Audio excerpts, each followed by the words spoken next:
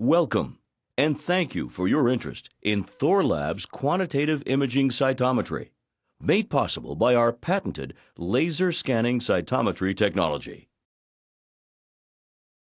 In the next few minutes, we'll introduce you to some of the key strengths of this technology and identify its performance characteristics.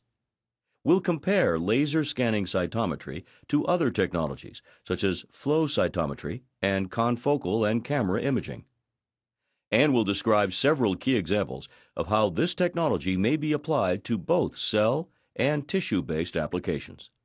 Let's begin by first looking at the key design features of the I generation of laser scanning cytometers from Thorlabs.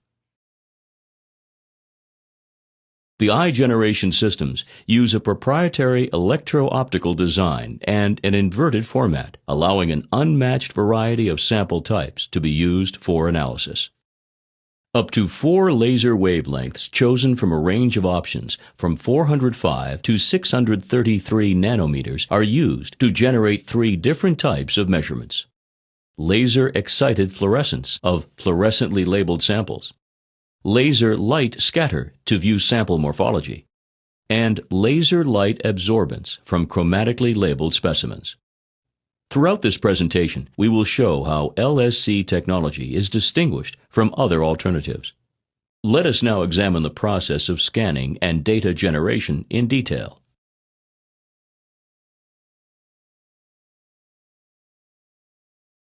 First, the laser light moves along an optical pathway through the sample.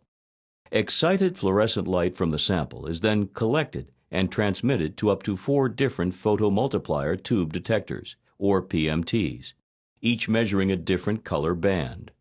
The resulting numerical values correspond to the fluorescence intensities at each measured location of the sample. Laser light passed through the sample is scattered and collected by a photodiode detector. Laser scatter, a technique proprietary to Thorlabs, produces images even from unstained cells that resemble those from Nomarski differential interference contrast microscopy. Laser light can also be absorbed by chromatically labeled samples, and laser light absorbance is measured using the photodiode detectors. This feature, again unique to Thorlabs, allows imaging and quantification of chromatically stained samples, such as tissue sections and tissue microarrays, in a manner analogous to fluorescence measurements. The automated stage advances the sample while the laser is scanning, producing an image consisting of an array of pixels, each with a 14-bit numerical value. Individual images are generated simultaneously from each photomultiplier tube and photodiode detector for each of the 3 modes of measurement: fluorescence, scatter, and absorbance. In this example, we see images generated for blue nuclear fluorescence from DAPI, green fluorescence detecting phosphorylated histone H3 conjugated with Alexa 488, long red fluorescence derived from phalloidin conjugated with Alexa 633, laser scatter, and a richly detailed combined color image. And in this example, we see individual images derived from laser light absorbance by the common chromatic dyes DAB and hematoxylin. Combining the individual channels yields an image resembling bright field microscopy. But unlike bright field images, these images are the source for quantitative data.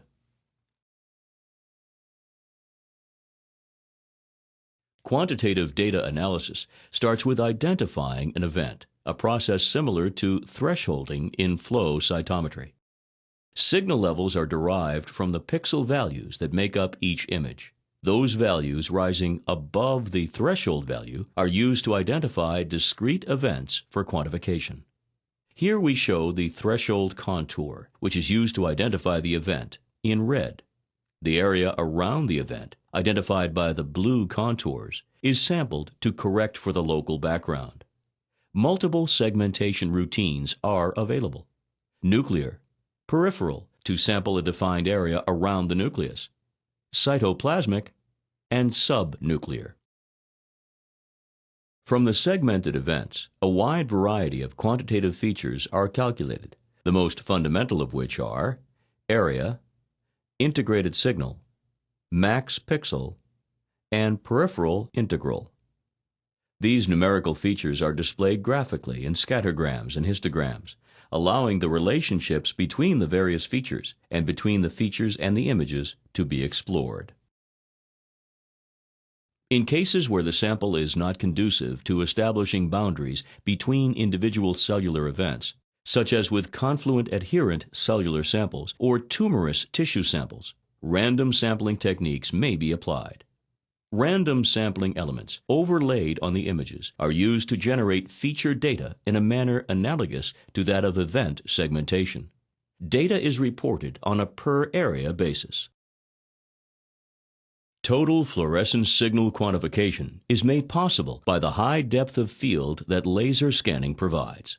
This high depth of field captures fluorescence light along the z-axis of the entire sample, not just a shallow slice of it, as in confocal microscopy, for example. Although not as severe as with confocal microscopy, camera-based systems have similar depth of field limitations. Side-by-side images of dermal tissue generated by LSC and fluorescent microscopy, obtained at various focal planes, reflect these limitations. These images are obtained at optimal focus settings. At 2 microns from optimum focus, some degradation in quality can be observed in the microscope images. The degradation becomes increasingly pronounced until at 5 microns, nuclear details are no longer discernible. By contrast, with LSC, nuclear details are still visible, even at 10 microns from optimum focus. LSC's high depth of field yields analytical performance identical to the gold standard in cytometry, flow cytometry, and unmatched by alternative imaging technologies. Let us now examine in greater detail the most important analytical performance characteristics of LSC technology: population precision, sensitivity, dynamic range, and within-run and day-to-day precision. The coefficient of variation of Beckman-Coulter flow check beads is 2%, well within expectations for DNA content measurement. LSC sensitivity is less than 1,000 mean equivalent fluorescence units, measured with Spherotech rainbow beads, and LSC's dynamic range is over 3 decades of fluorescence, as illustrated graphically and in this image of both very dim and bright Spherotech beads. Within-run and day-to-day precision were assessed using 3 human breast tissue cores, 1 positive for HER2 expression and 2 negative. The tissue was labeled with antibodies to HER2 protein developed with DAB and counterstained with hematoxylin. Within-run precision on the positive core was 0.6% CV. Day-to-day precision was 2.9% CV, a level of performance that assures data integrity and allows comparison of results derived from different batches.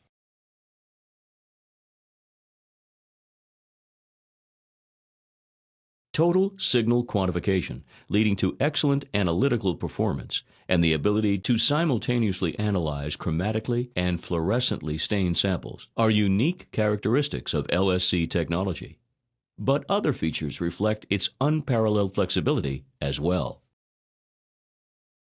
The I-generation systems can process many different sample types, including adherent cells, suspension cells, fine needle aspirates and core needle biopsies, tissue sections, tissue microarrays, and even whole organisms.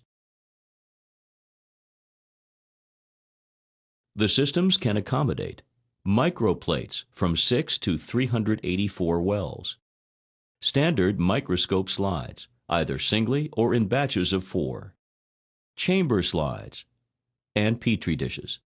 Customizable settings allow the use of any carrier with the footprint of a microplate. Before we discuss the key applications of laser scanning cytometry, let's look at how LSC technology compares to other alternative technologies, such as flow cytometry and confocal and camera imaging. Flow cytometry provides high throughput, high volume analysis with many simultaneous fluorescence channels, but is limited by its ability to operate only on cells in suspension. Cells may be physically sorted, but there is no ability to reanalyze on a per-cell basis. Imaging in flow systems is beginning to appear, but is still infrequently used. LSC provides quantitative analysis of adherent cells and tissue specimens, eliminating the need to remove cells by trypsinization or to disaggregate tissues. LSC allows multi-time point analysis as well as reanalysis of samples along with sample visualization. Confocal imaging is typically used for very high-resolution qualitative studies and co-localization analysis on relatively small numbers of cells. Its fast data acquisition rate makes it useful in kinetic analysis. Although confocal systems provide images with high spatial resolution, they require Z-stacking for quantification, a time-consuming process. By contrast, LSC's high depth of field provides rapid quantitative analysis on a large number of cells. The three technologies, flow cytometry, confocal microscopy, and LSC, are complementary in their capabilities.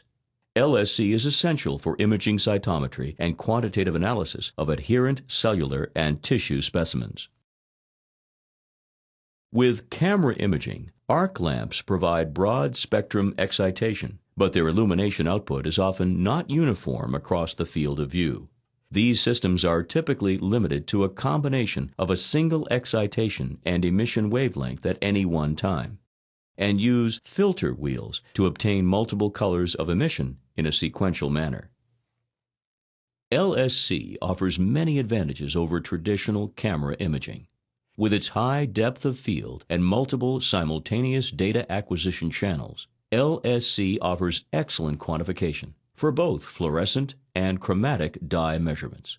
Stable laser excitation and PMT detectors provide greater sensitivity and superior dynamic range. The remarkable versatility of laser scanning cytometry opens a wide range of applications, enabling subnuclear, nuclear, cytoplasmic, intercellular signaling, and tissue and tissue microarray analysis.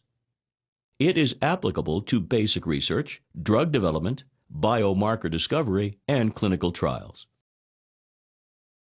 We will begin our review of laser scanning cytometry applications with the most fundamental of them, cell cycle analysis, using direct, highly precise measurement of DNA content and chromatin condensation. Many imaging technologies resort to using surrogate markers of cell cycle, cyclins, or phosphorylated histone H3, for example. By contrast, LSC uses a single DNA dye, propidium iodide in the current example, but can utilize any number of stoichiometric nuclear dyes. You are looking at a histogram of DNA content showing cell populations in sub-G1, G1, S phase, and G2. Note the sharp G1 peak in this graph, a classic and robust measure of the quality of DNA content analysis. Quantitative data and images can be effortlessly related to one another, as seen in these galleries of cells in G1, G2, mitotic and post-mitotic phases. Note that the mitotic and post-mitotic phases are characterized by the brightness of the condensed chromatin, measured by the max pixel feature. The image galleries provide visual confirmation of the accuracy of the quantitative assessments. Numerical information is tabulated and output for display and analysis by the iBrowser data integration software. LSC technology allows easy comparison of multiple samples. In this example, cell samples in a 96-well plate have been treated with increasing quantities of the drug colchicine, which is known to arrest cells in mitosis. By displaying histograms of DNA content, the increasing percentage of cells in G2 may be easily seen. Comparing cells in treated wells with those in control wells, the drug's effect can be seen even more prominently as downward-reaching curves. Note the precise alignment of G1 peaks among the samples, an indication of high reproducibility. By using a single dye for direct cell cycle measurements, other complementary markers can be incorporated to create high-content analyses. Phosphorylated histone H2AX detects double-stranded DNA breaks and is used as a marker of DNA damage. Lower levels of DNA damage manifest in individual H2AX foci, but as the degree of damage increases, it is no longer possible to distinguish these individual foci. The total H2AX fluorescence in the nucleus of each cell can still be determined, however. By measuring DNA content and H2AX phosphorylation simultaneously, we can see the relationship between the phosphorylation effects and the cell cycle. As shown here, 2-deoxyglucose treatment reduces H2AX phosphorylation and confines it primarily to the G2 phase of the cell cycle, whereas untreated cells show phosphorylation in both the S and G2 phases. An evaluation of a panel of compounds that have known genotoxic effects shows the elevated levels of H2AX phosphorylation for specific drugs, predominantly in S phase, as indicated in red in this series of scattergrams. Live cell analysis is also possible with LSC technology. In this example, Jurkat cells were treated with a panel of experimental compounds.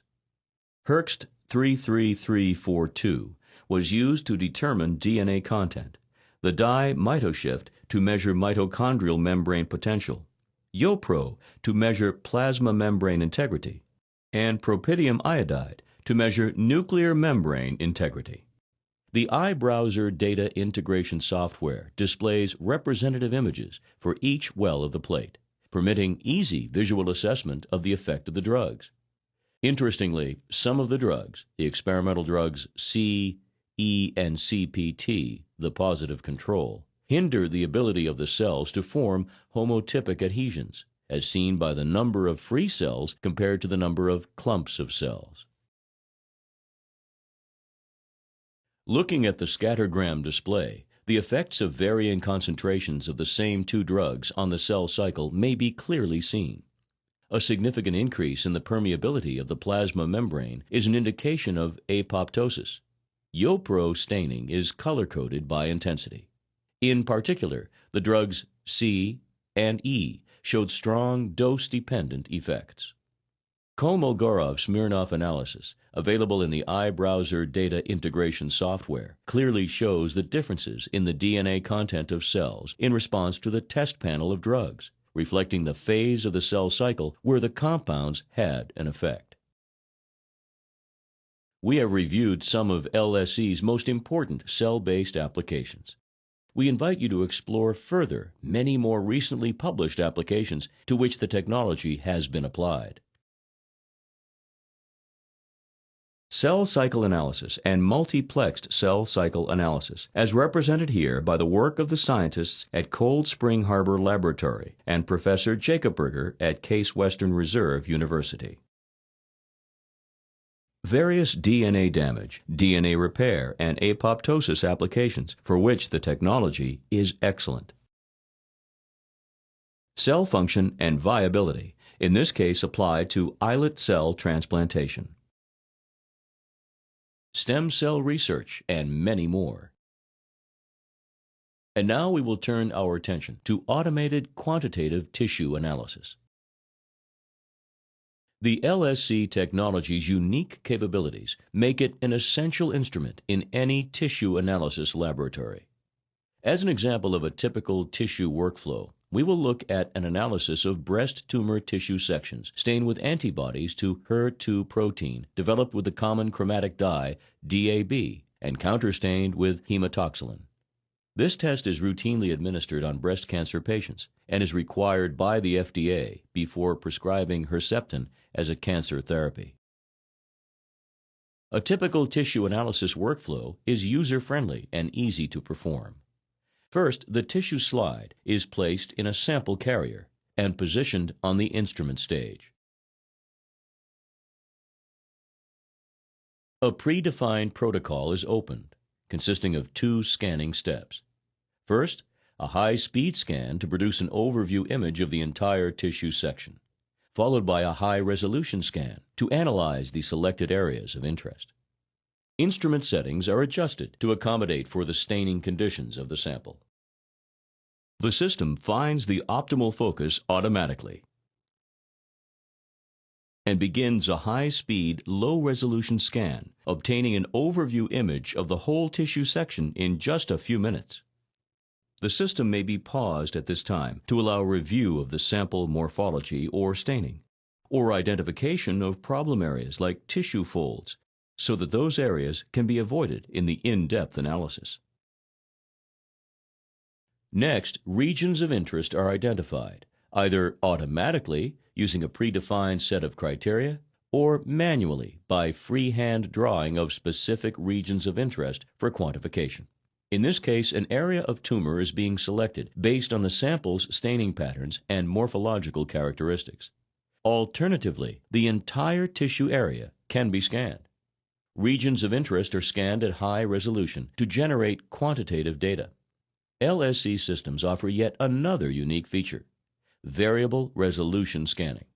Remember the high-speed scan performed earlier. It was performed at 20 microns per stage step of the instrument. The high-resolution scans can be done at less than 0.05 microns for ultra-high spatial resolution. The high-resolution scan here is performed at 0.5 micron stage steps and provides adequate resolution for this application.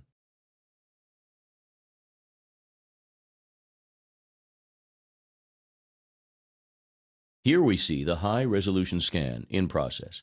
Individual scan fields are assembled to create images of the scanned tissue areas. Individual channel images from hematoxylin, DAB, laser scatter, and tissue autofluorescence are assembled into color images. Cytometric data is generated from the images by segmenting on nuclei and employing peripheral contouring to measure the absorbance of laser light by the DAB chromogen, the amount of which is proportional to the amount of HER2 protein in the sample.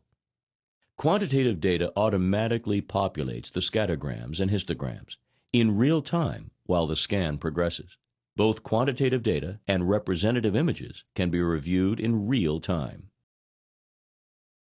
The results can be shown in a variety of ways, as best suits the individual study. Here we see hematoxylin versus HER2 scattergrams, HER2 histograms, and HER2 expression maps from the tumor area expressing high levels of HER2. And this data represents a low-density tumor region of the slide. HER2 expression levels may be shown on a continuous scale, or using a predefined calibration curve reported as standard 1+, 2+, or 3+ tumor scores if desired. For example, then, the DAB absorbance measurement in this histogram is equal to a score of 3+.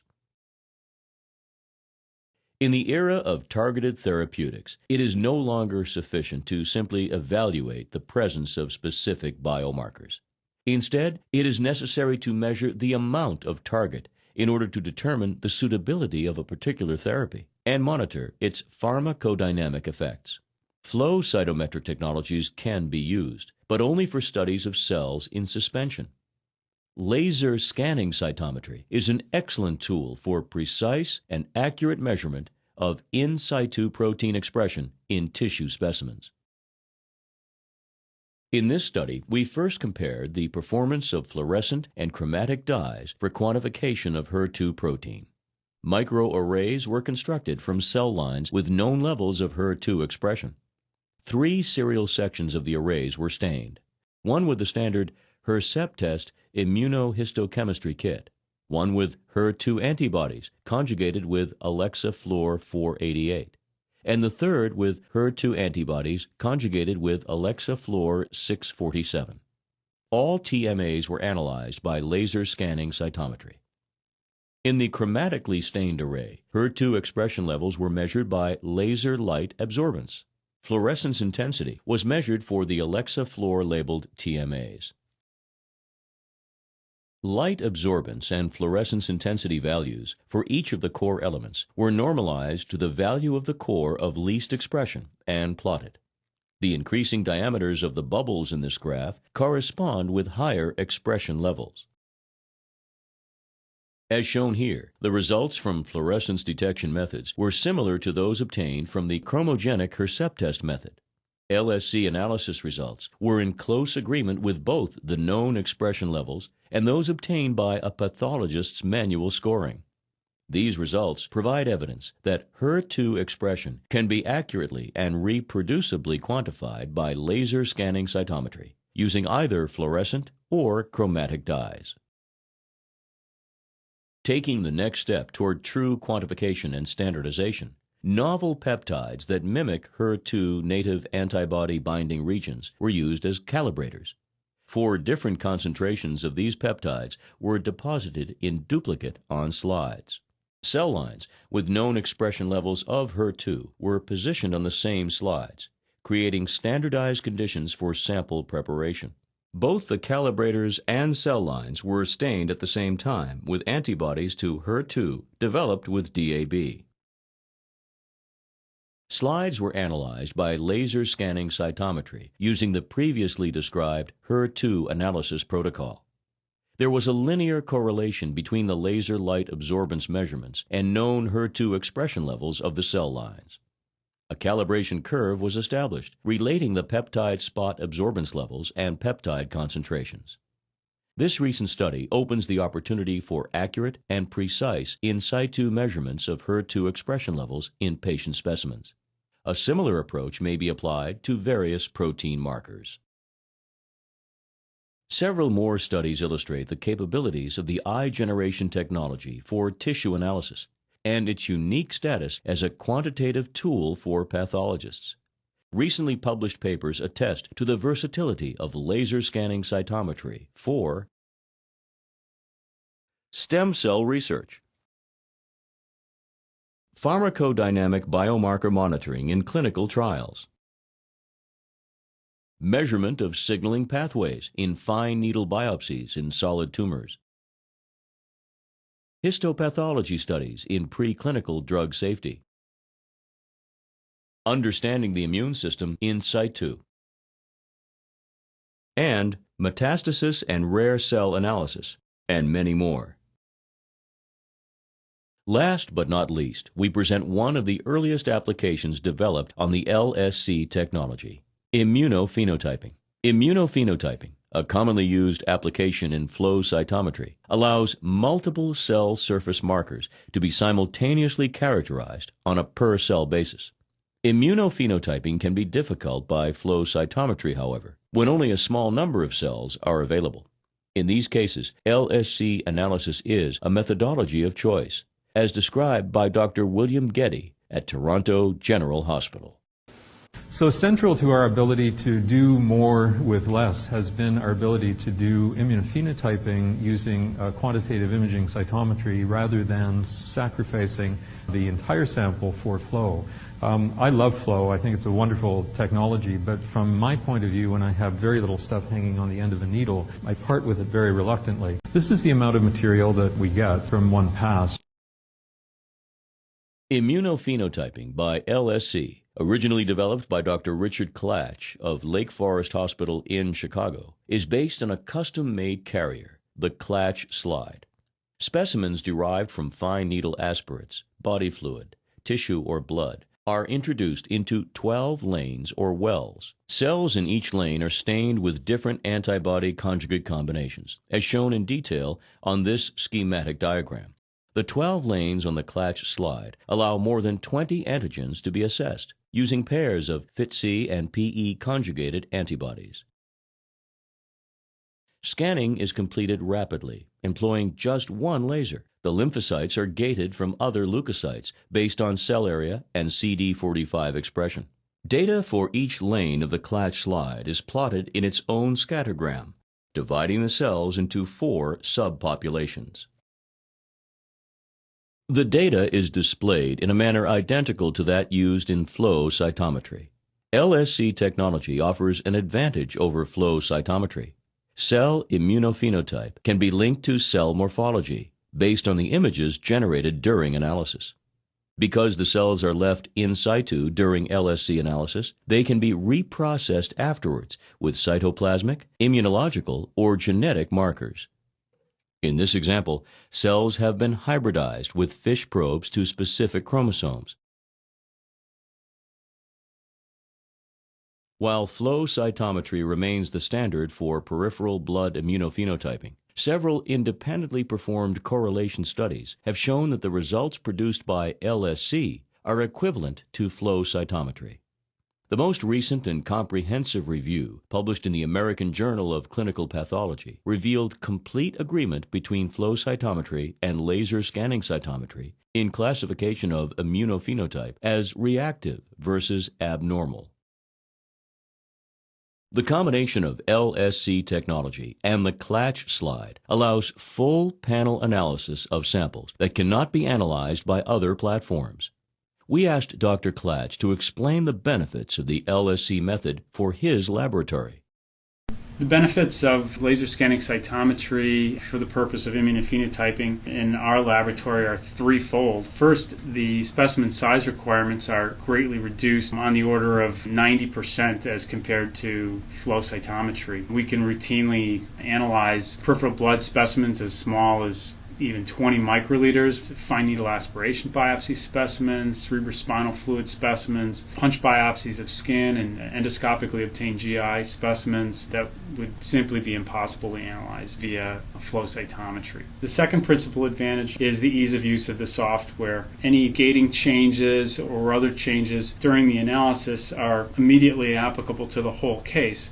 This translates into being able to sign the case out within minutes. And the last and perhaps most important advantages in the increasingly cost-conscious environment that we have is the greatly reduced cost of performing the analysis. So the antibody budget for our laboratory is approximately 15% that of what it would be were we using flow cytometry method. Thorlabs I-generation laser scanning cytometers provide accurate, precise, and quantitative measurements of cellular and tissue constituents, and couple this quantification with fluorescence, absorbance, and light scatter imaging for unprecedented analytic capabilities. With extensive flexibility in allowable sample types and protocol development, the I-generation systems are ideally suited for cellular and tissue analysis of fluorescently and chromatically stained specimens. LSC technology now holds a prominent place in the field of quantitative imaging cytometry, enabling innovative research in academic institutions, pharmaceutical companies, and clinical research organizations around the globe. We hope that you will join this community of leading researchers and discover firsthand the remarkable capabilities of I-generation LSC technology. The I-generation laser scanning cytometers from Thorlabs, the power of quantitative imaging cytometry.